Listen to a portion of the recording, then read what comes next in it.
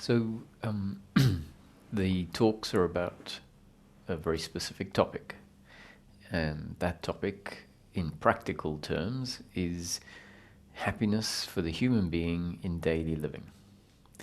And to explain what happiness is, once again in practical terms, because if we don't describe happiness, then it's a word, and we will attribute whatever our definition of that word is, and it might well be that your definition of happiness is very different to the happiness that I'm speaking about.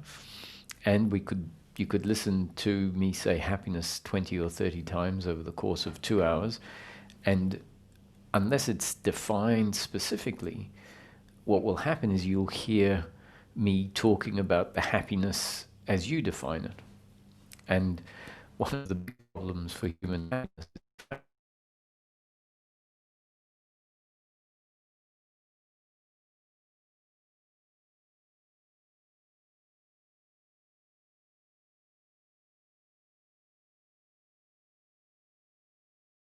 as it is actually available for the human being.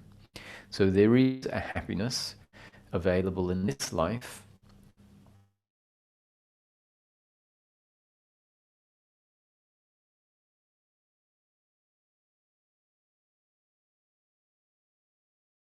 you find yourself in. And circumstance is always changing in life. You never have consistency.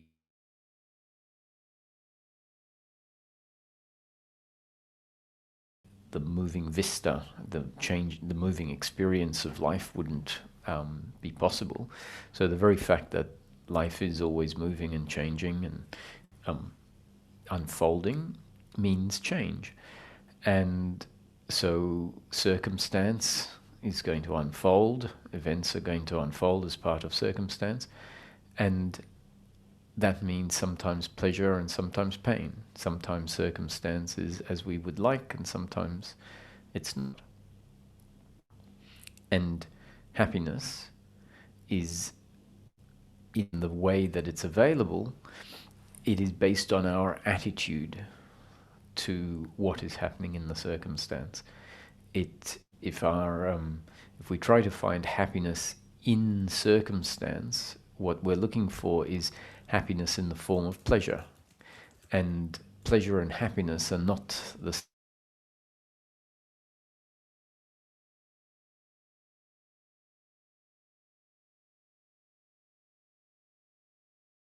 However, to invest one's notion and one's sense of self in outcomes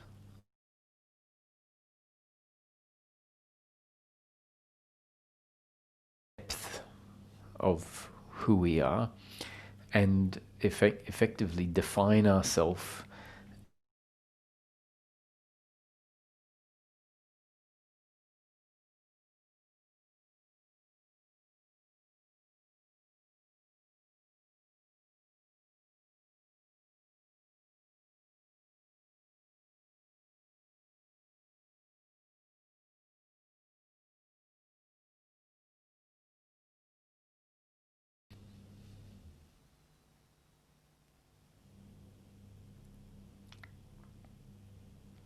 So it makes sense that if we have an idea that life is not good enough as it is, if we have an idea that who I am will one day be okay, will one day be happy, but not now.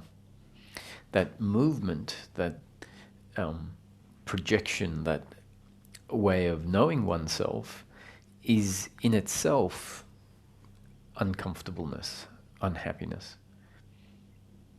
And so happiness can't exist. Happiness in the form of peace of mind, which is the continuous unbroken happiness that is available once the attitude of suffering falls away. That peace of mind isn't available when there is a movement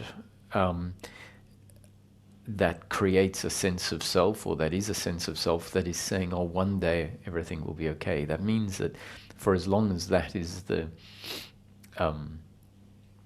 outlook, and the sense about life, there is an insertion of uncomfortableness in the present moment. And so spiritual teachings are really trying to point us back to the part of ourself that is already as it needs to be. And if we can rest there, then the recognition that, oh, I am, I exist, interferes with, cuts off, makes the movement, oh, one day I will be, makes that redundant. So coming to know that I am the essence of life, my very existence is the essence of my experience of life. Without my existence, my experience of life, and that's all we know of life, is our experience of life, doesn't exist. So without my consciousness or my awareness, which is the essence of the human being, the experience of the human being, the experience of life, doesn't exist. So to realize this, to realize, oh, I already am, and what I am is the background, is the source of Roger's experience, Roger's life. When awareness or consciousness gets switched off, Roger's life gets switched off.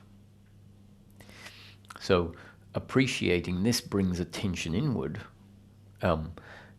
It focuses attention onto what is here now and the nature of what is here now. And that simply isn't what we have developed or what we develop into by default. We're not really interested in the nature of what's here. We're very focused on how things can be better. And so I suggest, think about what is life?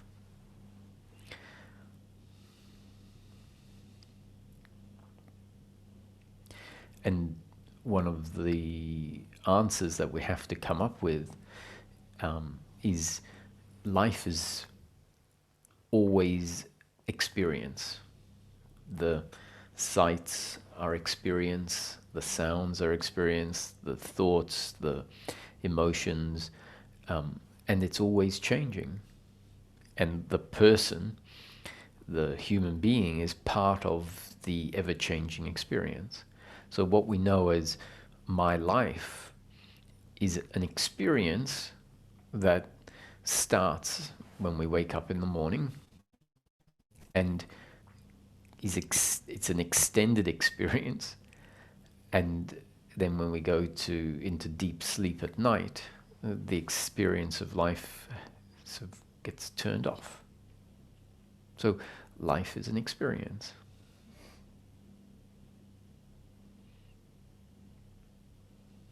And the one that is living life or being lived is part of the experience.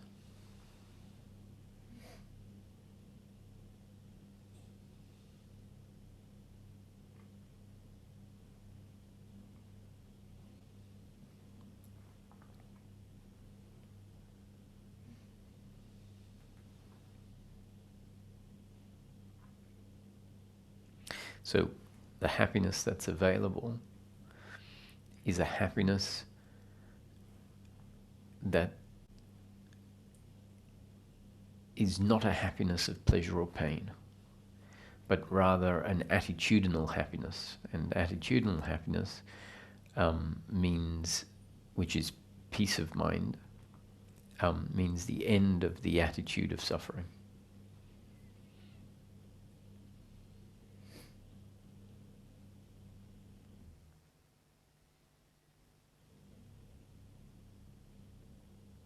And the attitude of suffering is a series, an ongoing movement of the human being.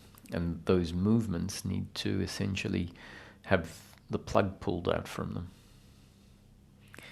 they need to no longer make sense. And if the narrative that is the various forms of suffering, guilt, blame, pride, expectation, if that narrative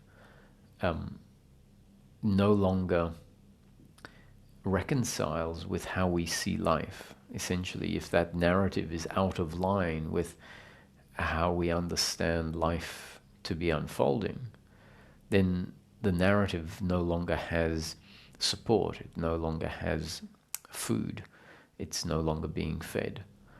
And in time, the narrative will then atrophy. So what do I mean by that? One of the forms of suffering is to blame the other for what they have done that has delivered pain, because that pain is seen as an attack on my happiness, because we believe that our happiness is to be found in the future when life is ideal, when life is pleasure, pleasure, pleasure. So with that idea of happiness in place, and with the idea that I am a separate, independent entity with complete control and volition over everything I think, feel, say, and do, then I see myself as a separate entity in life, and a separate agent that has complete volition and control. And therefore I see the other, all the other people, as separate agents. And each of them can give me happiness in the form of pleasure. This is my idea of happiness, or our idea before we really come to see what happiness is. Or they can take it away by not cooperating with our desires and preferences. And so the other is then a competitor, and a rival, an enemy, and we have to be afraid and suspicious and cautious. And then when the other does something, we say, you should have and could have done it differently. You hurt me, so I hate you. And that is blame, and that blame can extend in time, horizontally in time, for days or months or years. And it means that every time you're thinking about this person, you think about them as an enemy, as someone who has attacked you, and someone who you hate, and that hatred is your own uncomfortableness, that's your own suffering. And so that narrative makes sense based on how we tend to see ourselves. We feel and therefore believe that we are separate, independent agents in life, and the best that we have had in life is pleasure as opposed to pain. This notion of peace of mind hasn't been prioritized by society. It hasn't been something that parents, tell us, what's really important in your life is that you're happy, and that happiness really is peace of mind, that, succeeding and winning are not the priorities. You're perfect the way you are, and don't let anyone tell you otherwise. That's not, parents don't say that, they don't not say that on purpose. It's just that it wasn't told to them, and so they've grown up without really focusing on that, and just like most other people, focusing on outcomes.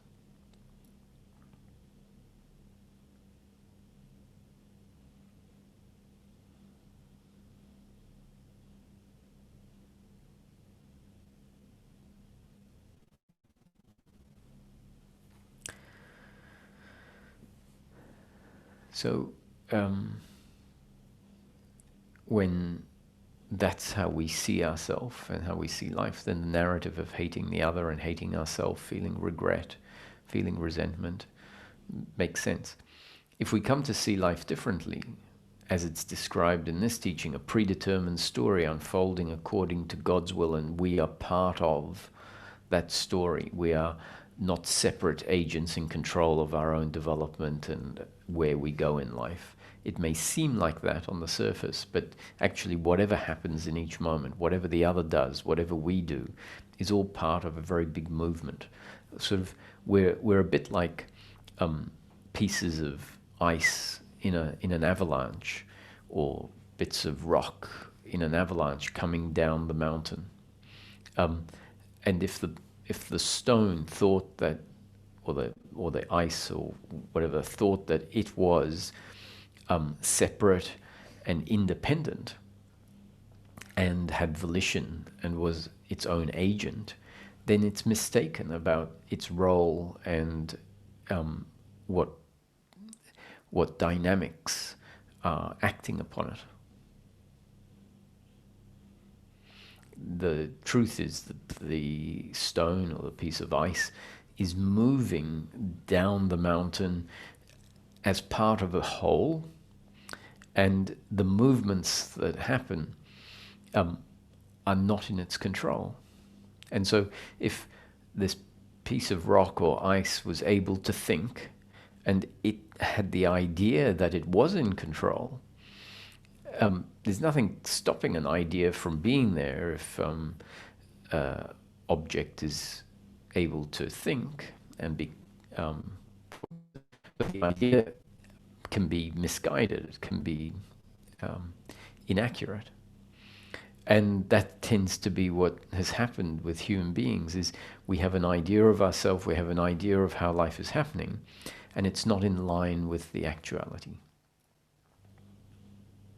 So if we come to see that everything that happens is part of a greater whole, and that we're not in control of a lot of the movements of the body that we believe are my doing, if that happens, then the narratives stop making sense.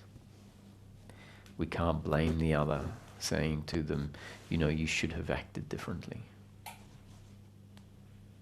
And I don't mean it has to stop making sense on a superficial level, or where we think about it, once every year, and think, oh yeah, that's how life is, and then get on with other things. Life needs to be seen deeply, a certain way. Like what that means is really come to see the dynamics of life because of consistent and ongoing investigation for yourself. And that investigation includes, at least in part, contemplating and a thinking about what is being seen and the implications of that. Now, that's not your doing either. That's part of the unfolding. So if you have the good fortune to find yourself motivated to listen to some information that talks about a very important topic like happiness for the human being, and it resonates, there's a lot of people that will have no interest, no motivation to listen to such a talk, and it may not resonate with them. If it does for you, then it means the information is likely to be absorbed. And then after that information has been absorbed, we might find ourselves thinking about the topic that was spoken about.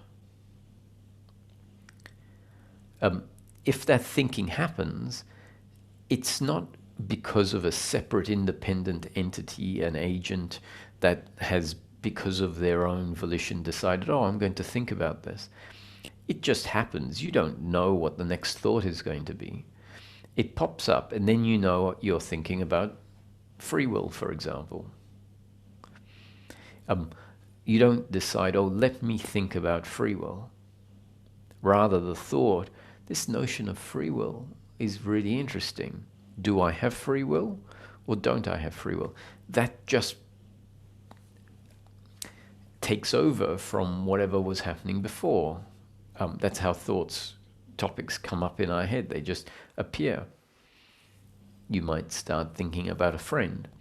And when that happens, when a thought about a friend comes in, relationship to that thinking is, oh, I started thinking about my friend. The more accurate is, thinking about my friend happened. And when it happened, then there was awareness of it.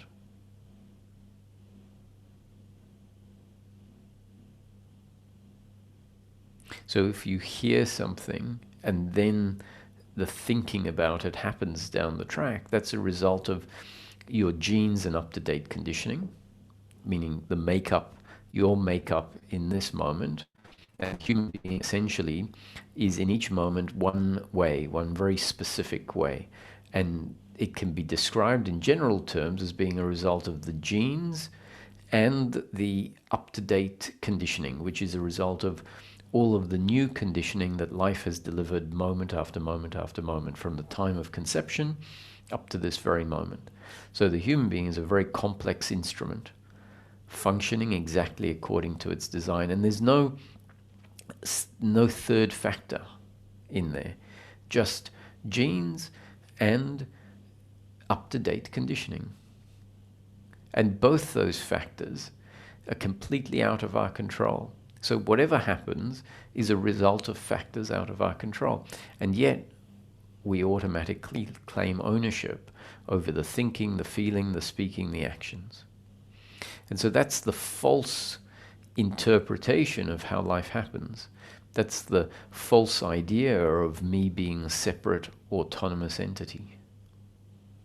And as it starts to be seen, as we start to contemplate these things, then hopefully we see the implications of what we're thinking and what we're concluding about something. We see, oh, we concluded this, so what are the implications for some other areas? And that thinking then happens.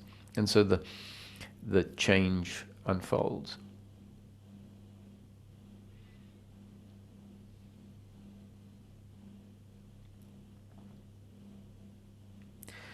So there is a lot of layers of contemplation that happen, need to happen. Now, that doesn't mean you need to do them.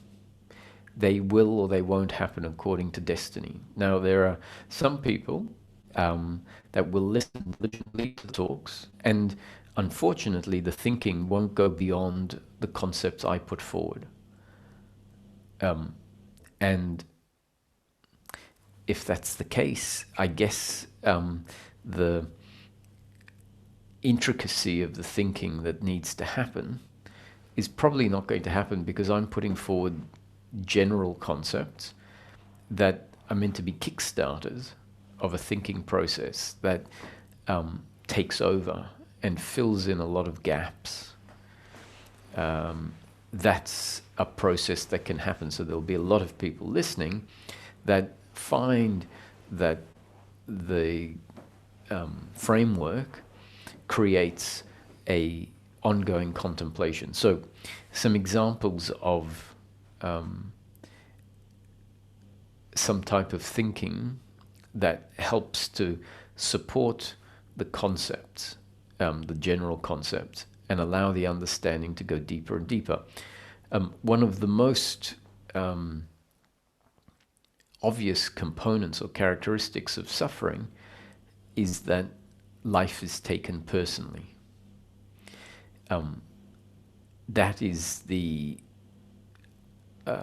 nature of the psychological me. It's called a psychological me because it thinks life is about me. And it feels like there is me and mine, like this separate me, and all of these things are mine, all of the thoughts, all of the feelings, all of the emotions, and all of the outcomes and material possessions. They belong to me. I did them. I own them.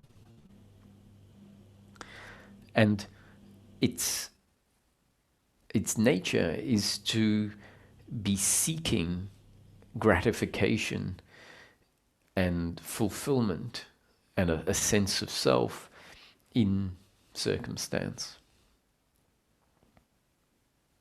And so if someone doesn't give it what it wants, it takes that very personally. And that feels uncomfortable. And so at some point, hopefully we realize what the different forms of suffering are for us. And look at them.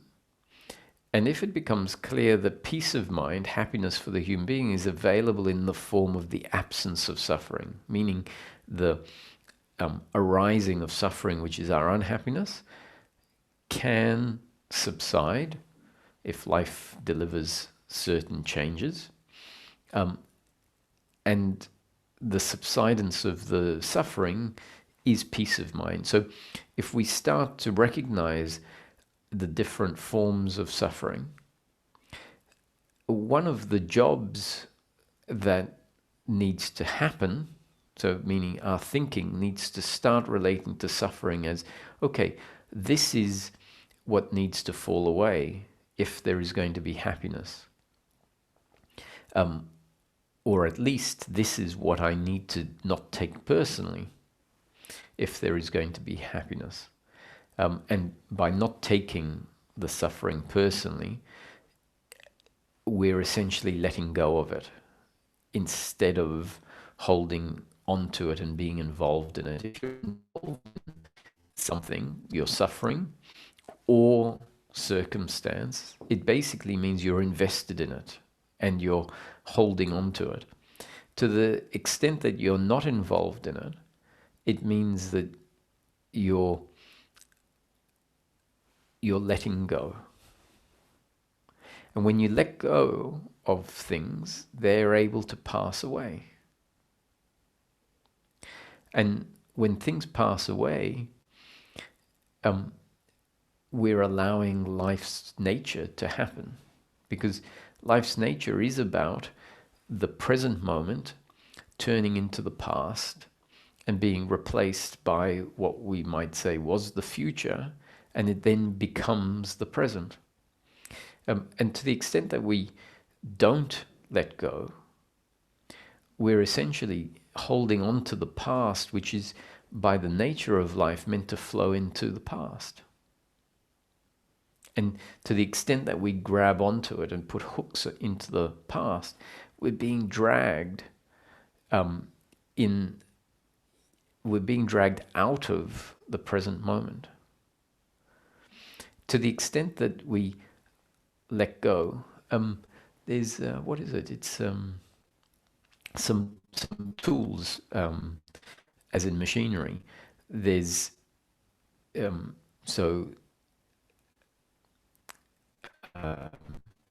building machinery.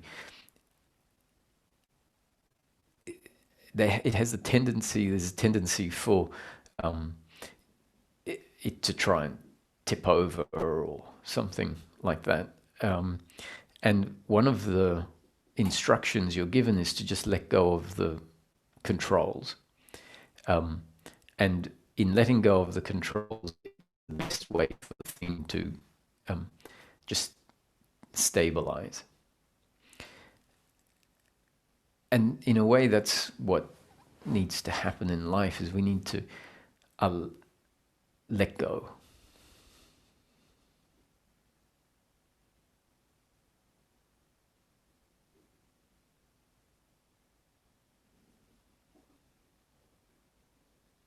And then life is allowed to flow. That's the nature of life, flow.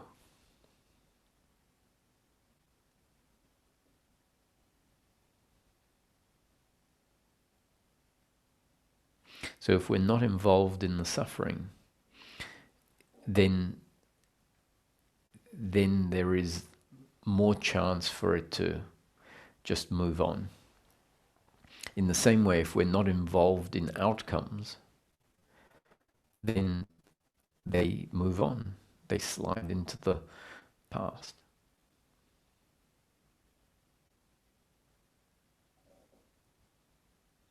So it's in our seeking, hopefully we start to see the different forms of suffering and understand, okay, so this is what can fall away. And suffering is referred to as ignorance in certain teachings, or misunderstanding, not knowing oneself, not knowing the nature of life. And liberation or enlightenment is referred to knowing, and it's not about knowing of intellectual knowledge. It's really knowing means the absence of the ignorance.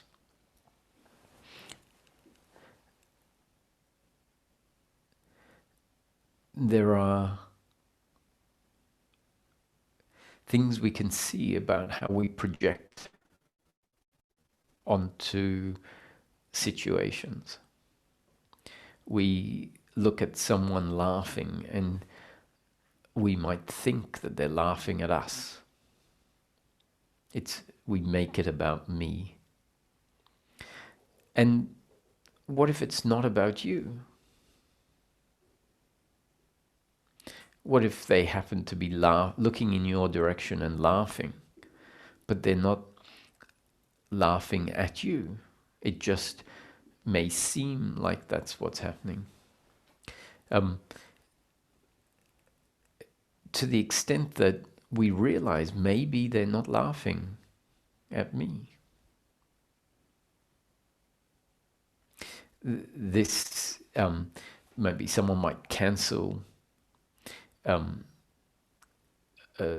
meeting that you had, or a engagement that you had, and then you see them doing something else, and you think, well, that was very, very rude, let's say.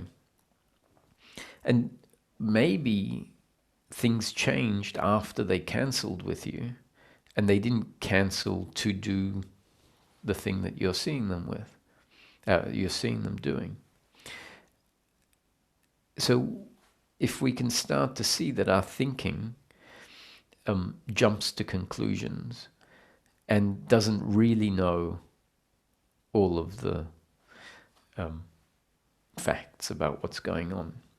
So I remember one time I was in a talk with a friend, and she was using her phone, and one of the moderators or one of the attendants came round and scolded her for being on her phone.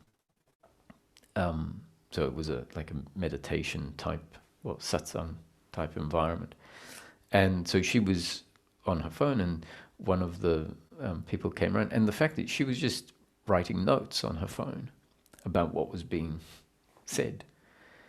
And the assumption was that she was not being present and was using the phone to, communicate with someone else, let's say. Whereas in fact, that was a misunderstanding of what was going on. And so that's an example how the moderator jumped to, let's say, or not moderator, but one of the attendants jumped to a conclusion that was based on one particular assessment of the situation. So if we see that our suffering is about taking a situation a certain way, and we then think about how this suffering can end, one of the ways it ends is if we start to realize that that may not be true. And train ourselves to interfere with the conclusions that we come up with by thinking about different reasons why something might have happened a certain way. Thinking about different explanations of why the meeting was cancelled, for example. And if we come up with 5 or 6 reasons, then we say, well, why would I pick this one? as the one that I assume it's about. What if, a loved one was in an accident and they had to go and help? If someone doesn't return your messages, we come up with a conclusion. What if their phone fell in the toilet and they couldn't reply?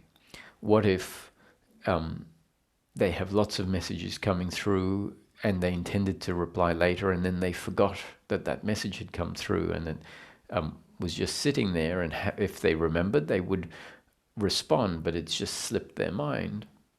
And we might be sitting on the other end of the phone thinking how rude they haven't replied and feeling resentful.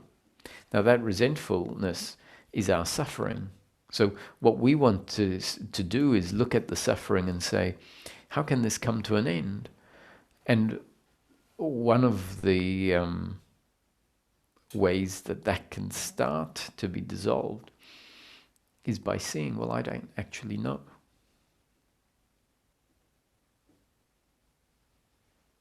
So the secondary thinking has to happen. Now, I happen to be talking about this, but there are so many different examples and nuances that you will come up with yourself when the thinking happens, that I can't talk about all of the variances.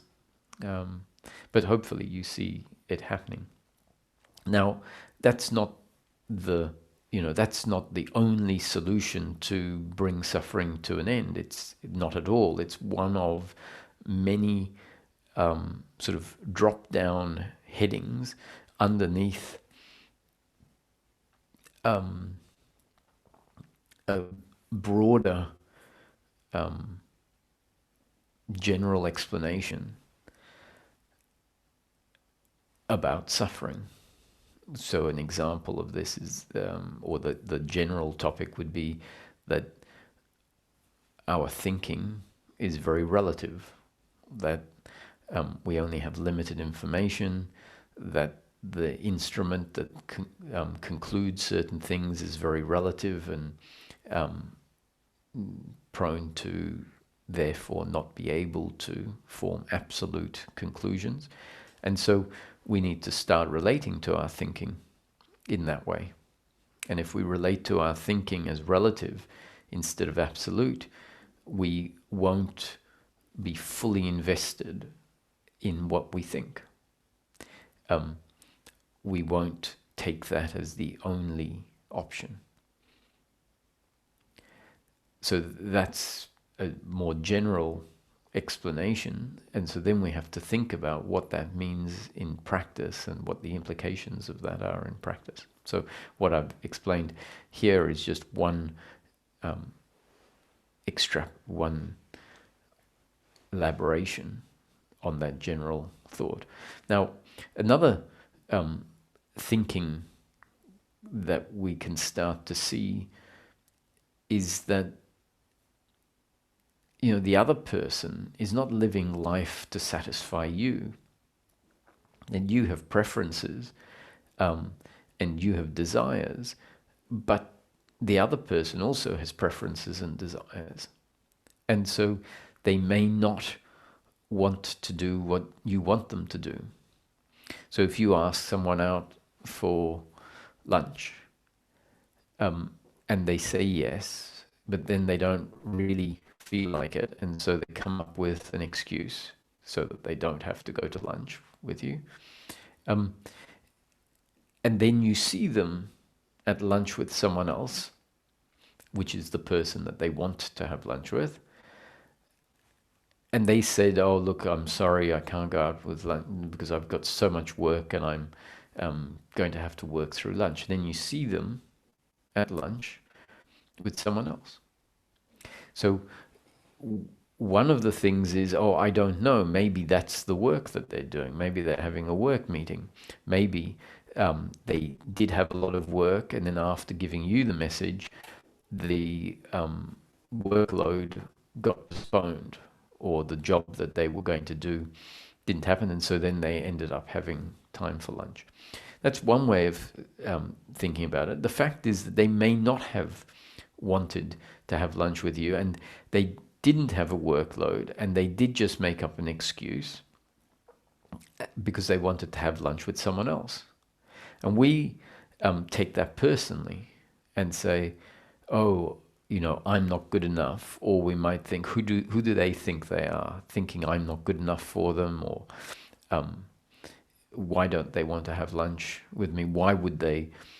We might come up with all sorts of narratives. Often those narratives are uncomfortable. If we can appreciate that we all have preferences, the preferences are different, and that a single individual is unlikely to be able to satisfy the preferences of everyone in the world. And so it makes sense that there are going to be people that don't enjoy our company, for example, or have priorities, have preferences that they want to fulfill, and therefore they prioritize those. And that doesn't have to be taken personally. If we can appreciate this, then we can accept someone turning us down as the correct way for them to function. It's like, great, you're doing what you want. That's how I live. So when someone else does what they want and doesn't deliver my pleasure, hopefully we can prioritize the fact that they are doing what they want and that they have their preferences, and their preferences are not necessarily going to be met by us. And so then it doesn't get taken personally. In fact, you can, in your head, congratulate them for having the courage to do what they want. Now, it might even be better if they didn't make up a story. But, there will be some people that are afraid to say no and would then go to lunch anyway when they don't really want to. And the same in relationships. If you realize that sometimes someone falls in love with someone else, or is just attracted to someone else, you might have noticed how that has happened for you in the past. It may not have happened for you in the past, but if you can open your mind up and imagine how it could happen. And so if your partner says, look, I've fallen in love with someone else and we have to break up, it's going to be painful, but hopefully you can take the perspective that says, yes, these things happen. It's not necessarily what you want, but it's understandable. And does it have to be about me? Does it have to be about this has happened because I'm not good enough, or this has happened because you don't appreciate me? Can it just be, oh, these things happen? And can we understand that not only these things happen, but that isn't a reflection of who I am? It's not a reflection of my worth. It might be a reflection of my worth to that person, as in not really my worth, but what of their preferences are satisfied by me. But that doesn't mean that I have to then judge myself based on whether or not I satisfy someone else's preferences. So these are all topics that we need to think about and see the validity of them. And as that happens in more and more areas to do with our suffering, hopefully guided by the principles that suffering in general terms is guilt and blame and pride and worry and expectation, and that is based on the idea of personal doership. I did this and you did that, and outcomes should be pleasure, pleasure, pleasure, or good, good, good. And that my happiness and the other person's happiness is to be found in outcomes. So if we investigate the suffering and start to pick it apart and start to see what thinking supports the suffering, and maybe start to see how that thinking is quite limited and how personal it takes life, and then those thinking patterns can start to change. And the more frequently that this happens, the more that our old thinking pattern is interfered with a new understanding of a situation, that essentially is training, that is new conditioning being delivered each time by our own system to our own system. So it's a feedback loop of new conditioning that changes our up-to-date conditioning.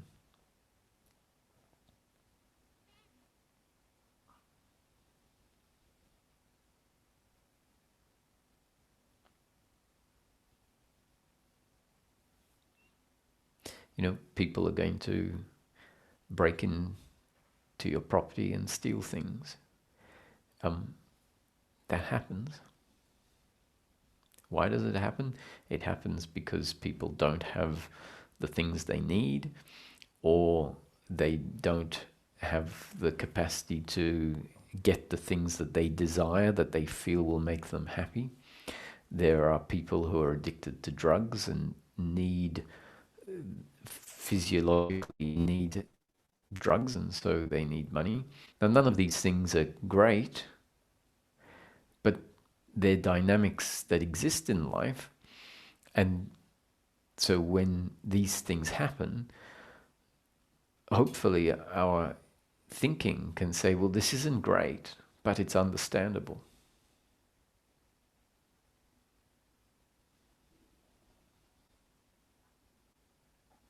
If we were in the position of the other person, we would do the same thing.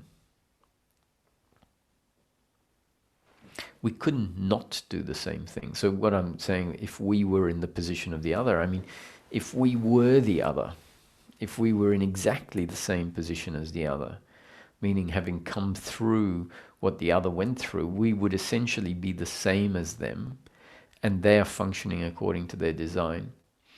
So we can start to be grateful for the fact that actually we are this way, and if we were different, we would be the murderer. It's grace that we are not the murderer, let's say. And so an appreciation of this, a real appreciation of the fact that if we had been born to different parents in a different part of the world, our life could be completely radically different, would be completely radically different. We would be a different person. We had no control over the parents that we were born to, which means no control over our particular makeup and all of the circumstances that we're going to be exposed to in life. What about regret, right? We think, oh, I regret these things in the past. If you had the chance to change them, would you change them? And we'd say, yes, I'd change it in a heartbeat. I wouldn't change anything. I'd be too scared to change anything. Can you imagine what life would look like now if you change something? Now, remember, our thinking says, oh, if I change it, that was not a good outcome. And I'd like to change it, but you don't know what the consequences are. Imagine if you change it and it leads to the end of the world and the end of you, or you end up in being in much worse circumstances. Now, that's what we're wishing for when we regret something. We're saying, I'd like to have changed it. But often when we think about this, we are looking at the situation as if it is as bad as it could be, and drawing a circle around it and saying that event, that outcome was the problem in my life, and so therefore I'll do anything to change it. But unfortunately, we're not looking at it in a holistic way. So if we look at it in a holistic way and we realize, are you game to change it?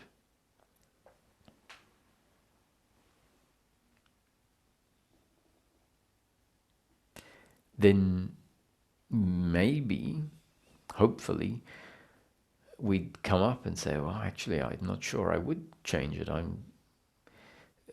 What if I end up if things end up much worse than they are now?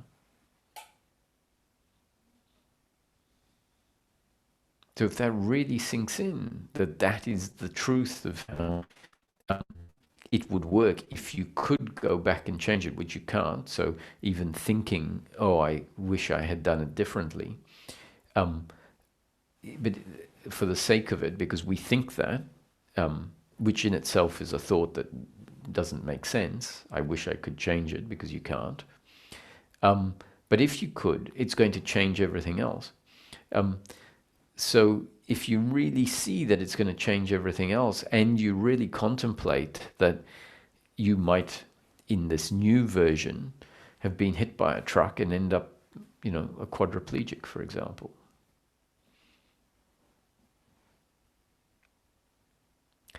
And you really see that, that may not be that good after all. You might stop thinking about, I wish I could change it. But until we see life clearly and see that this is a consequence of or an implication of what we're wishing for, until we see that, we'll keep wishing for something, thinking that it's going to be the right thing. As soon as we realize it comes with its downside, it might not be a viable option for us to think about it anymore, and that might have a whole lot of suffering that was a large part of our life, just because the wool has been pulled out from underneath the logic that goes into the thinking, that particular thinking.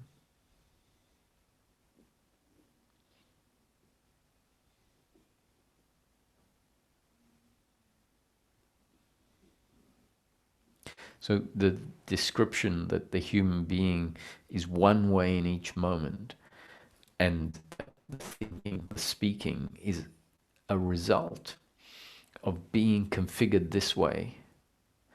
And so in the past, we were one way, and whatever actions we undertook were a result of being configured that one way. So the thought, oh, I shouldn't have acted that way, completely overlooks the description I've just put forward, which is we are one way at any point in time, and that is a result of everything that came before, or if you want to be more specific, your genes and up-to-date conditioning, factors that you had no control over. So they force you to be, life forces you to be that way, and life forces you to act the way you act. And then our thinking says, I should have acted differently. And the thinking honestly believes that you could have acted differently. And so then this regret and guilt kicks in. The same with blame towards the other. They are a result of everything that came before them. And they act and they speak and they make decisions based on the way they are in that moment. And then we say, oh, you shouldn't have done that. Which means we completely overlook the explanation of how things happen. And then it allows guilt and blame to kick in. So the core of the teaching really says, okay, we're not the doers, and your happiness isn't to be found in outcomes. Everything is a result of God's will.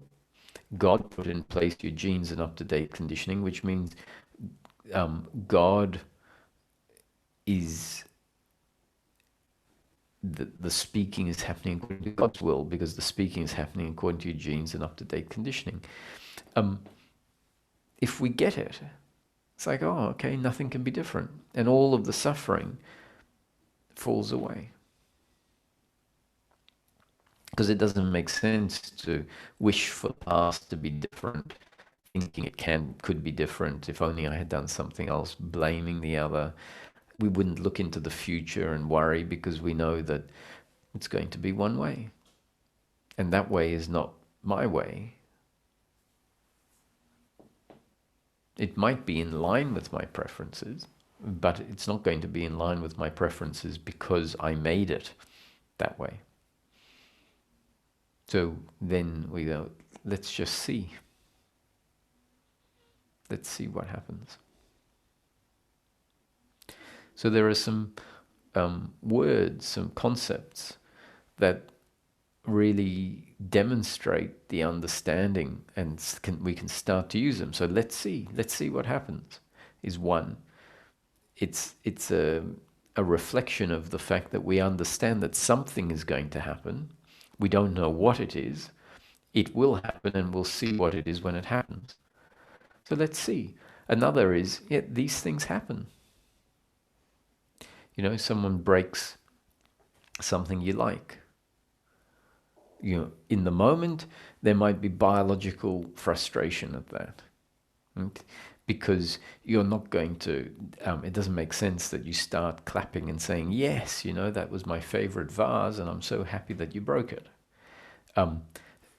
So in the moment, there might be a biological reaction, but attitudinally afterwards, it should be, these things happen. It's destiny unfolding.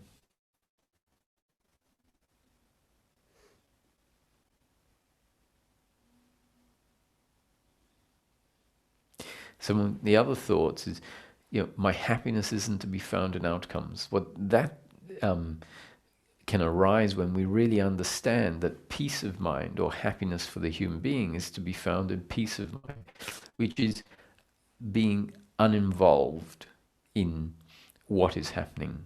So that means the vase that you like is broken, the biological frustration arises, and we don't need to be involved in the biological frustration. As long as we're not involved in it, then the biological frustration happens. We're not involved in it, and then we say, these things happen. Or the vase breaks, the frustration might be there, and I'm talking momentarily frustration, and then the thought arises, my happiness isn't to be found in outcomes, and the vase breaking is an outcome. So you get angry and your friend says, oh, look, I'm really sorry. It's okay. Don't worry. It was my favorite vase, but to be honest, my happiness, my completeness is never to be found in a vase.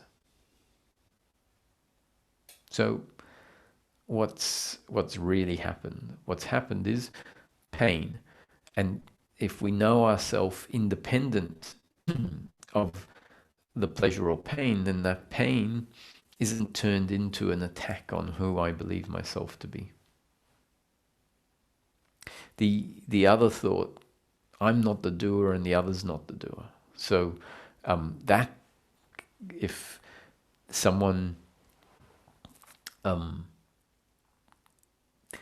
does something that hurts you, firstly, we can say my happiness isn't to be found in, which is just a reminder, my happiness isn't to be found in outcomes, which says don't get involved in it. It's at worst pain.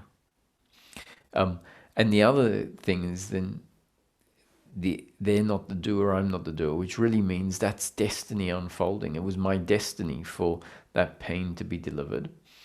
and it was the destiny of that person to be the instrument through which my destiny is being fulfilled.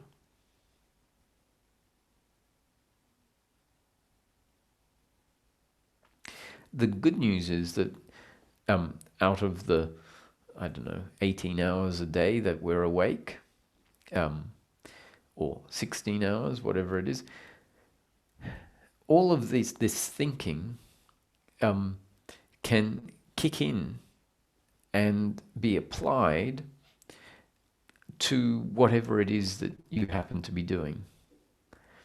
It isn't something that you need to take on as a task and a job. However, it can just start happening. It will happen automatically. Once we start questioning whether could the other have done it differently, and we start to see that probably not, or understand why they can't have done it differently, then when the narrative kicks in that says, we see it, we feel the uncomfortableness, and we see this thought of how they should have, they should have done it differently. They should have acted more politely, or not dressed a certain way, or whatever. Then, because our system is being primed with a different understanding, at some point the new understanding will kick in and say, well, actually that's not, that story doesn't make sense. And then the blame, seeing them as an autonomous, separate entity, can fall away.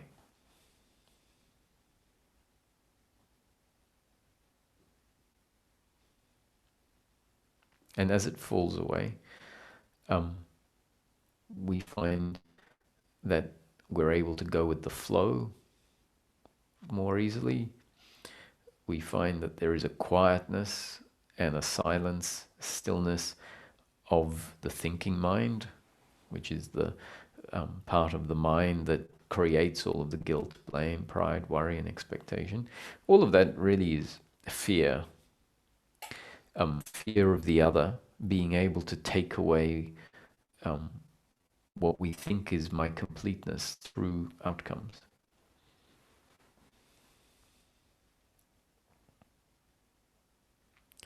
And as we center ourselves, as we start to experience ourselves independent of outcomes, where we realize, oh, I am, even with my vase broken on the floor, I am, and come back to that. And then it becomes an experiential reinforcement that your happiness, which means your completeness, your existence, is not dependent on the vase being there or not.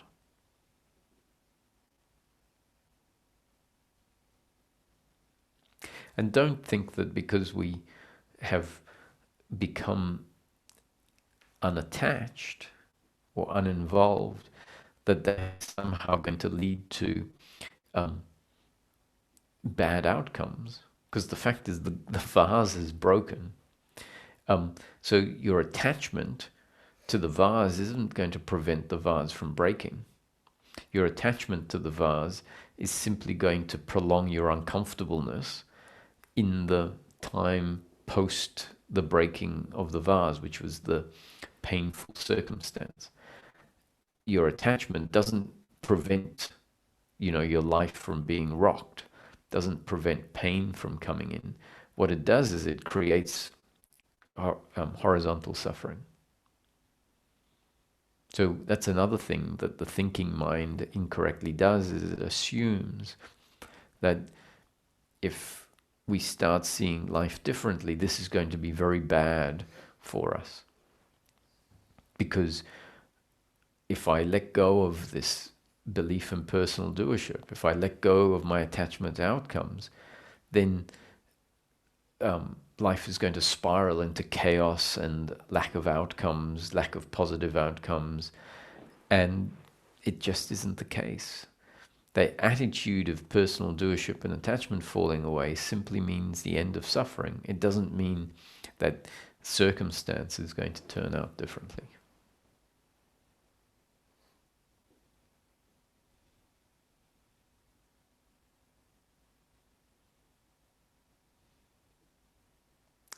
So we'll just take the questions of the two people who have their hands up. And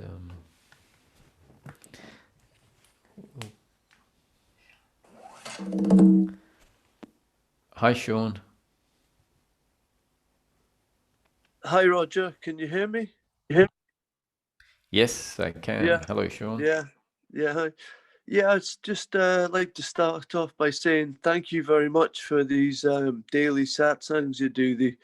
They really help, and sometimes, the message is really quite simple, but sometimes you'll say it in a slightly different way, and I'm like that. Oh, even though I've heard it 1,000 times in different ways, So yeah, that's great. So it's really been helpful having it daily, because you just tweak it every now and again, and Good. yeah. Fortunately, there was a letting go. I remember you saying to me quite a lot, saying, "Stop trying to control life," and that was something that you said that I don't often hear you say, but for me, that was a massive thing, because that was what the separate self.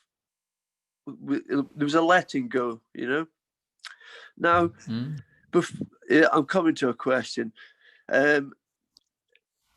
Right, I've written all this stuff down but forget about it. My question really is, right,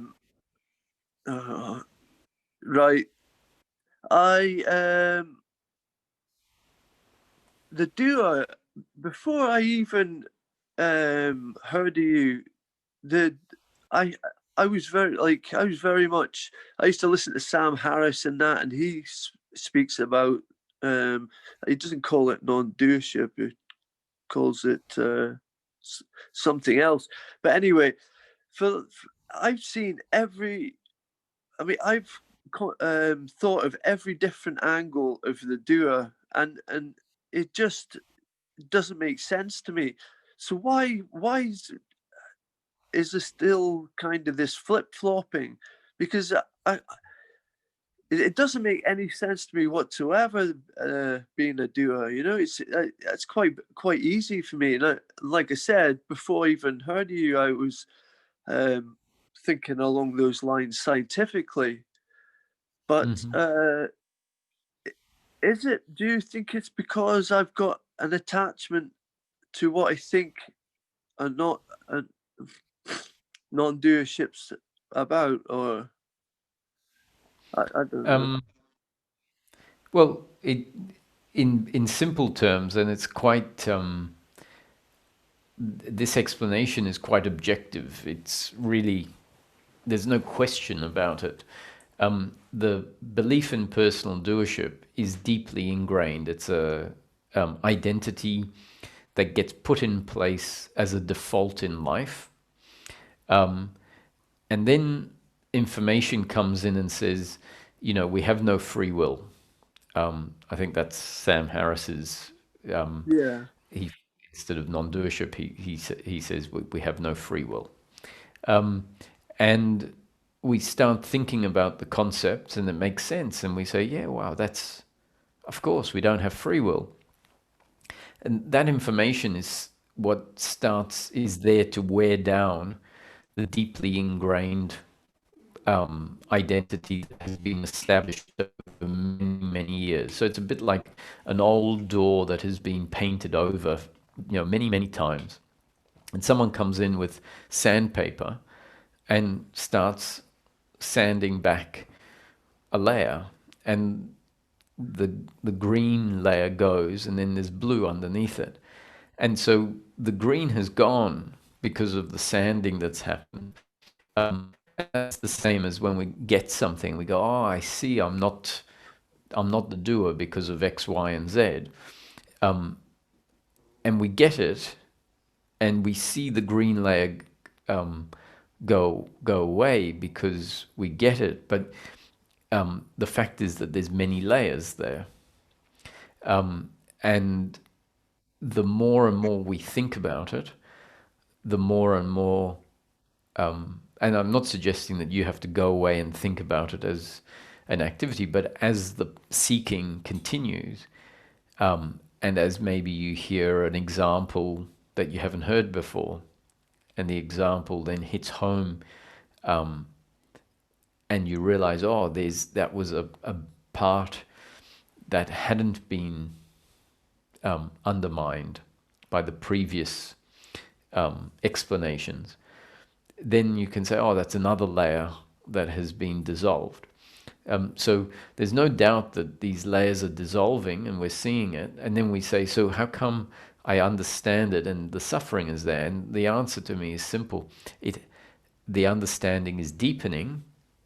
It's there and it's deepening, but it hasn't worn away all of the identity, because of the simple fact that if it has worn away all of the identity, then the flopping doesn't happen. And so the flip-flopping is very common because that's the process that takes place. And so people are going through a process where the new conditioning, the spiritual teachings are coming in, dissolving layers, and they experience peace. And then it's like, oh, some of the remnants kick in and there's suffering. And then that suffering may in fact be an opportunity to see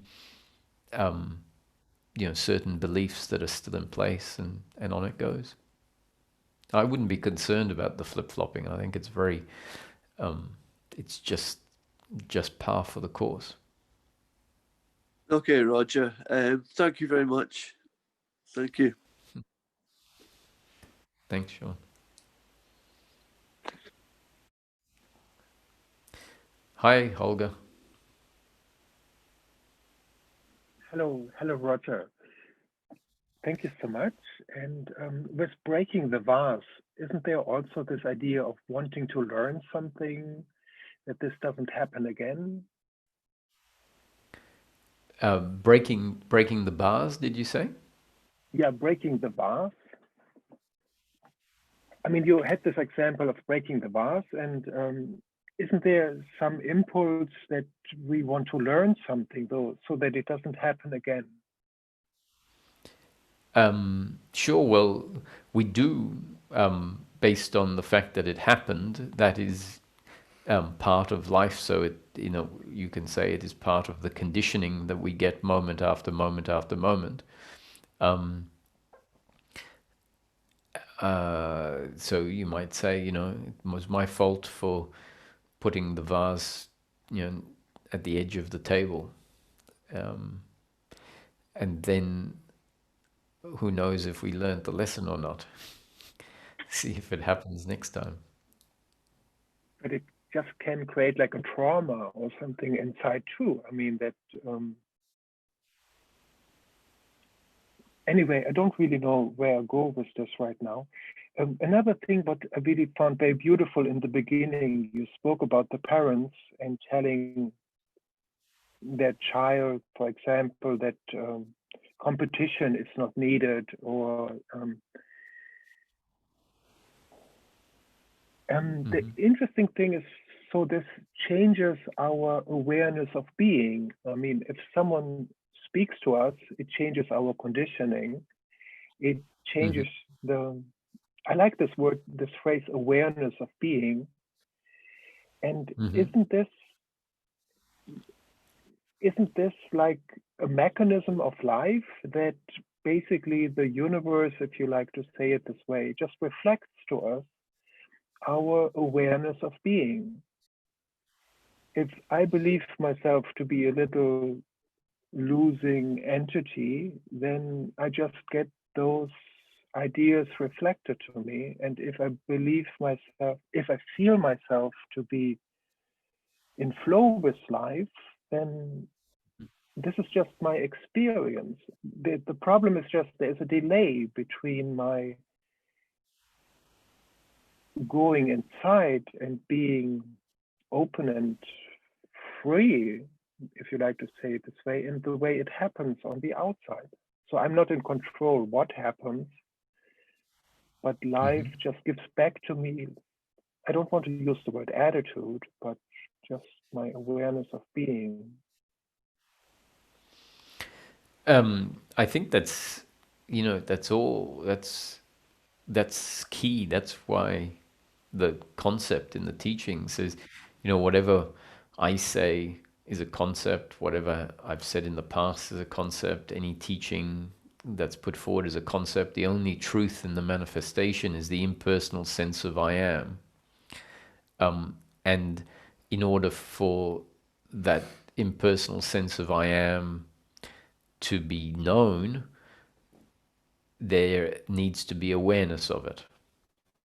The awareness of the impersonal sense of I am is obviously the knowing it.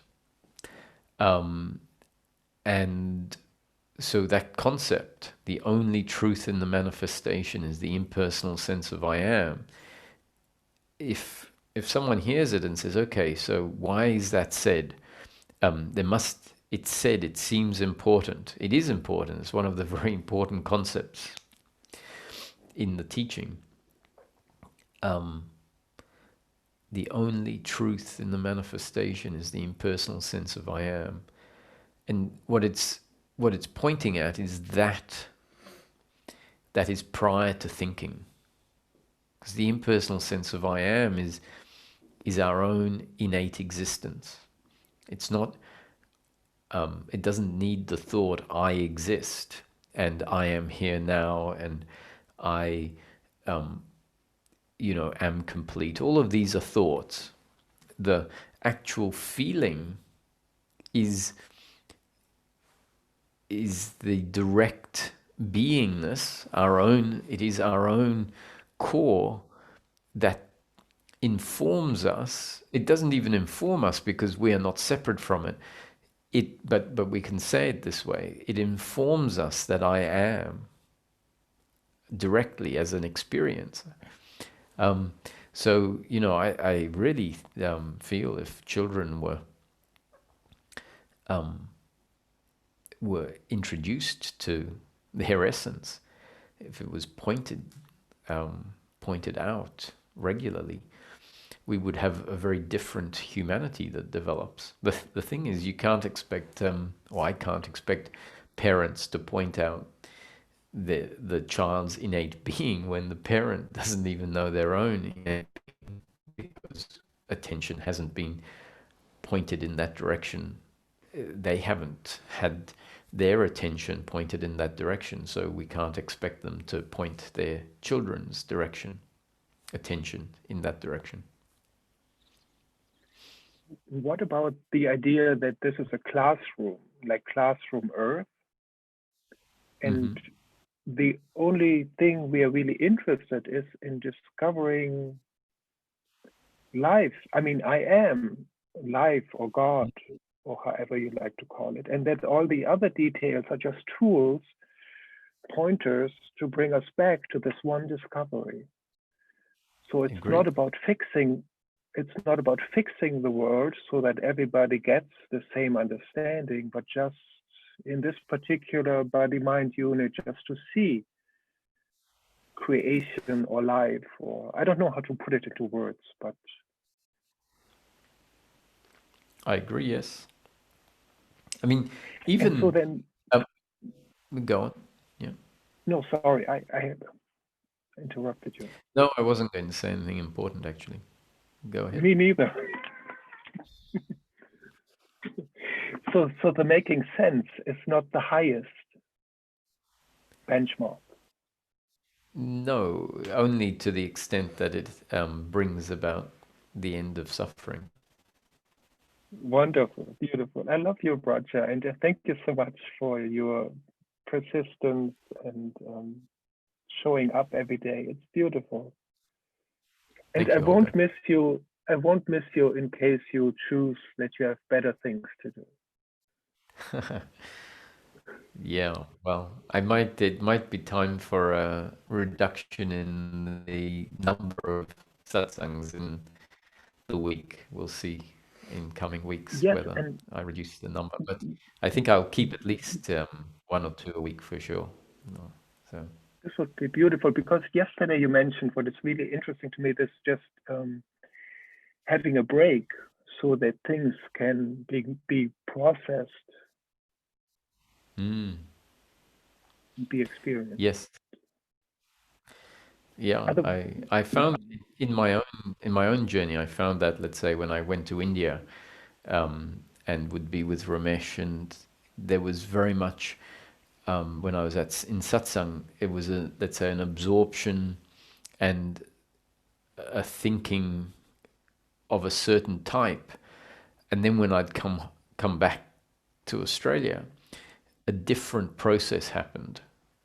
It sort of went, I don't know if you'd say deeper, but it progressed.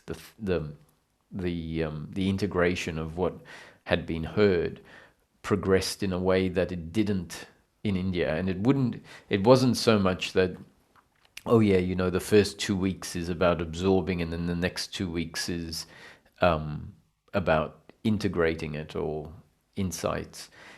Because what I found consistently is sometimes I'd be in India for a week, sometimes I'd be in India for 3 weeks, sometimes I'd be in India for 2 months. And it wasn't about the first week or the first 2 weeks and then a change. It was, if I was there for 2 months, there was 2 months of this absorbing. And then in a new environment, it changed into a different processing. So changing environments can help. So someone might say, okay, I'm not going to listen for some time. I feel like it's been enough. And that can be useful. but then there's also this fear that I maybe miss something, and this is the same source of my suffering that I maybe entertain my whole life. Yes. So, Very good. so your I am and my I am, it's not the really right way to formulate it, but it's the same. I mean, it's the same presence in Roger Yes. and in Holger. Whether it comes from the same source, we can say it definitely comes from the same source because we're both in life.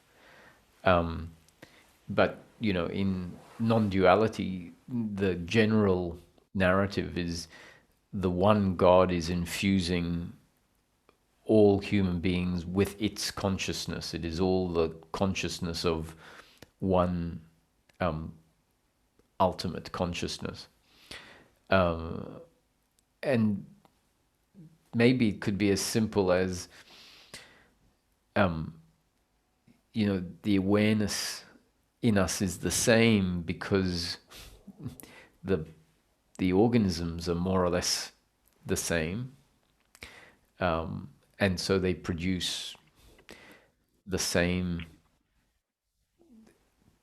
it's like having two electricity generators. They work the same way, so they both produce essentially the same electricity, but they're not, the electricity that is the same is not coming from the same source.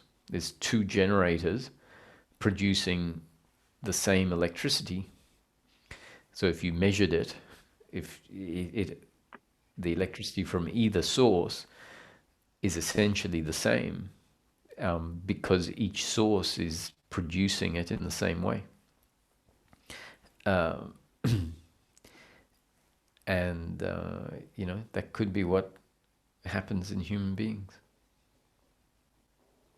Wonderful. Thank you so much. Thank you, Holger. Another thing that I wanted to mention, because it's so important, this is a process of change. It's a process, like Sean was asking, it's a process of deeply ingrained beliefs and identity that have been put in place over extended periods of time. And the change happens by the intellect understanding the new information. And sometimes we hear something and we miss so much of what's being said, but we hear it in a way for the brain to sort of fill in a lot of the gaps. There will be words that we don't understand. We'll hear it, but we won't remember exactly what the phrase was. So, if you hear something and then I say, can you repeat the phrase? And we don't exactly remember what the phrase was. So how can we have exactly processed it? And yet the way the brain tends to work is it sort of it sort of understands it to the extent it understands it, but it doesn't necessarily present its understanding as limited. It says, yes, I got it. Whereas in fact, it may not have got very much of it. And I guess I feel grateful that when I came across important information, I realized, I sensed it was important, and I sensed I haven't quite understood it fully. And so I would read certain books many times. I would listen to certain talks many times. I mean, it's if I had a talk, I could listen to it every day for 3 months. That's 90 times. Why? Because the second time there are less gaps than the first time I heard it. And then the third time there are less gaps than the second time. And the 60th time there are less gaps than the 58th time that I heard it. Until eventually the content of that talk is understood. Not only understood in a way that is actually said, but understood on more layers than what is actually said, because often when you're talking about something, you don't go into all of the details. You sort of say something and you have to assume that someone is going to fill in the gaps. Now, sometimes when I was talking about gaps, there are gaps in, we don't hear what is actually said the first time, and then the second time we'll hear some more and fill in the gaps. And then there's whole layers that need to be filled in that aren't even said. So there are implications of what is said, and that means we have to think about it. Before we can think about the implications, we really have to understand what is being said, so that then we can think about it in our free time. Rather, the thinking will arise. And that's how we then really get to understand the topic. Now, so I'm saying this because human nature doesn't want to watch a movie twice or read a book twice. It's like, oh, there's so many books out there. I've read that one. I'm not going to read it again. I'll read a new one. And we're more interested in obtaining lots of information about all sorts of different things, or, experiencing a whole lot of things. Whereas if we find something that's really important, maybe we should stick to that. So in a way, I think why the talks seem fresh to people, that's some of the feedback, is, you say the same thing more or less every day, and yet it still seems fresh. And I know this was my experience when I'd go to India and sit in Satsang for 2 months in a row every day. And it always felt relevant. And I think it's because gaps are being filled in. And for as long as there are still gaps being filled in a sense, the gap the bit that was missing, that was said yesterday, that didn't really get heard. If there's that gap, then when it gets filled in today, that effectively is like new information. So it feels fresh. It's a sign that we haven't really completely got it. So what I'm suggesting is you can listen to the same talk over and over again. I'm not talking about my talks. If you find an interview or a podcast and it's really interesting, then you might want to listen to that podcast over and over and over again, because generally, one person interviews someone once or twice. In the talks, it's just more or less say the same thing, the same topic over and over again.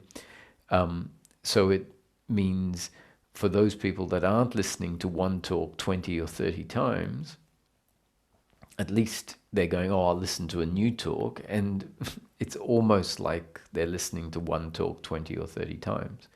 However, if you find one that you feel has a lot of detail in it, then maybe listen to that one multiple times. I'm mentioning that because it's an important principle. And so these principles, along with some of the other things I said today about certain rationales that can kick in, that we might realize are good thinking, and they might undermine certain types of suffering. These are all important bits of information. So, thank you.